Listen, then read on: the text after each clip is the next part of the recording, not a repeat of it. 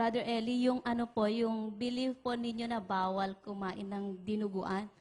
Ito po ba ay nakasulat sa Old Testament or sa New po? Alam mo, yung hindi dinuguan ang sinasabi natin, yung dugo, kahit ano pang form, kahit ano pang dugo ng hayop at saka dugo ng ibon, yun ang sinasabi ng Biblia. Yung nasa 17 ng Levitico.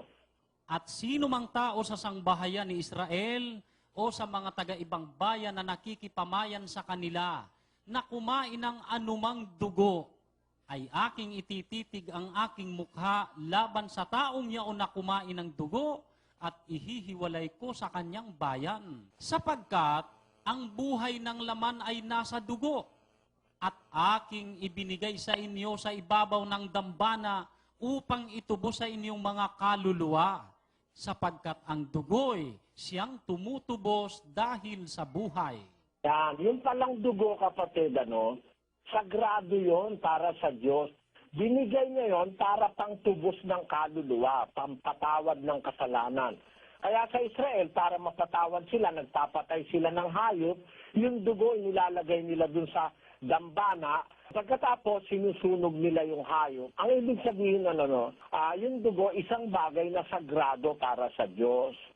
Ngayon, pagdating ng bagong tipan sa iglesia, ang iglesia tinubos ni Kristo sa kanyang dugo rin. Basahin natin ang 20:28 ng Gawa.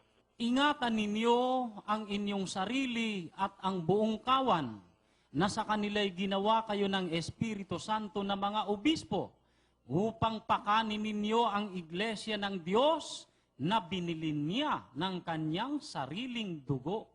Ayan, yung dugo, yun din ang pinantubo sa iglesia ng Diyos, So nananatili na hanggang sa bagong tipan, ang agent of cleansing ay ang dugo. Ang dugo ang pangtubo sa kasalanan ng tao. Kaya hanggang bagong tipan, ang sabi ng mga apostol, sa 15:28-29 ng Gawa, ganito. Sapagkat minagaling ng Espiritu Santo at namin na huwag kayong atangan ng lalong mabigat na pasanin, maliban sa mga bagay na ito na kinakailangan, na kayo'y magsiilag sa mga bagay na inihain sa mga Diyos-Diyosan, at sa dugo, at sa mga binikti, at sa pakikiapid. Kung kayo'y mangilag sa mga bagay na ito, ay ikabubuti ninyo.